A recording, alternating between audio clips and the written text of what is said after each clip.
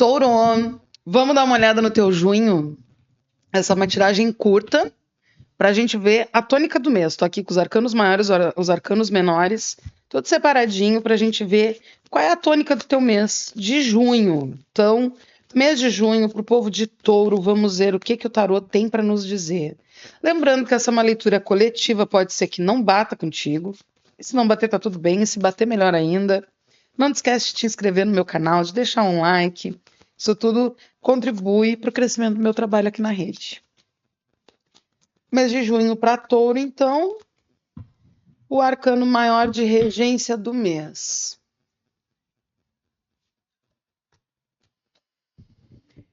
Os enamorados. Tá focando, meninas, tudo bom? Deixa eu ver aqui. Tem uma feição que ela foca melhor. Enfim, acho que dá para ver o casal aqui, né? Olha que lindos. Então a gente está falando de um junho bem envolvido com escolhas do coração. Podem ser escolhas românticas ou podem ser escolhas de caminho também. Mas aqui me passa muito, intuitivamente falando, né? Aquela energia, enquanto isso eu vou embaralhando os menores.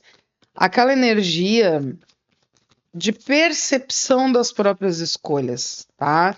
Aquele momento em que eu já escolhi, que eu já pontuei as coisas e que eu começo a realmente decantar a ideia sobre essa escolha que eu fiz e ter uma percepção mais aprofundada dela. Aquele momento em que eu percebo que ficar onde eu tô, escolher a pessoa, né, com quem eu tô, escolher o emprego que eu escolhi, realmente faz sentido. E, mais que isso, é essa percepção depois de ver que existem diferenças entre nós.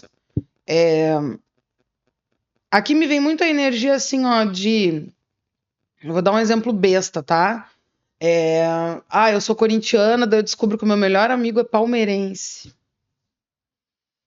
Nossa, que problemão, né? Mas eu penso, pô, mas apesar de ser palmeirense, tem tal e tal e tal qualidade, eu gosto dessa pessoa mesmo assim, essa pessoa tem total direito de ser diferente de mim e gostar de coisas diferentes de mim e torcer para outro time e votar em outro presidente, sabe? Essas coisas que muitas vezes a gente leva de uma forma até um pouco extremada. Aqui eu vejo essa diferença sendo uma revalidação da escolha.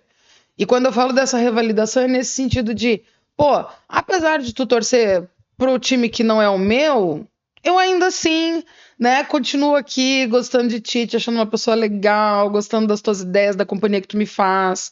E isso vai valer para qualquer área da vida, né? Ah, de repente, sei lá, a empresa que eu tô tem algum hábito que eu não gosto e tal, mas pô, ainda assim eu gosto do meu cargo, eu gosto do salário que eu recebo, eu me dou bem com os meus colegas, com a minha chefia. Então, apesar disso, né, eu sei conviver com esse defeito. Então, aqui esses enamorados estão me trazendo muito isso. Uma escolha do coração sendo reafirmada em junho. Vamos ver agora com os menores para onde isso vai nos levando. O 6 de ouros, outra carta que vai falar de trocas, né? E aqui na materialidade, né? Eu mantenho a minha reciprocidade. Então, assim, a gente reconhece. Como é? Tem uma música, né? Procuramos independência, acreditamos na distância entre nós, né? É aquela coisa de tipo, a gente se dá bem, temos as nossas diferenças, mas ainda assim a gente consegue conduzir as coisas, né, de uma forma que a troca é enriquecedora. Então parece que junho ele vem muito com essas provas, né? Tanto de ti em relação aos outros, quanto dos outros em relação a ti. Aqui a gente vai sim falar muito de relacionamento com os enamorados, e quando eu falo de relacionamento, pode ser relacionamento romântico, pode ser relacionamento interpessoal, pode ser relações dentro do trabalho, da vizinhança. Mas a questão de trabalho ela tá bem forte aqui também, né? A gente tem terra com os 6 de ouros aqui se manifestando. Deixa eu pensar uma coisa aqui. 6 de ouros é o segundo decanato de Virgem. Então tem coisas aí que se reorganizam de fato. Olha que interessante. talvez em algum momento essa diferença trouxe algum desbalanço, algum desequilíbrio nessa conexão, nessa escolha que tu fizesse. Mas no momento que tu te harmoniza e te permite fluir, né, com as diferenças que existem nessa escolha, as coisas elas se reorganizam, voltam para o lugar de uma forma muito sistemática e tu percebe uma devolutiva da vida. Então é como se tu passasse a prosperar mais no momento que tu acolhe essa tua escolha. Olha que interessante. Aqui, por a gente ter namorados, eu diria que tem muito a ver com alguns ideais e algumas projeções que tu tinhas sobre essa escolha que foi feita, tá?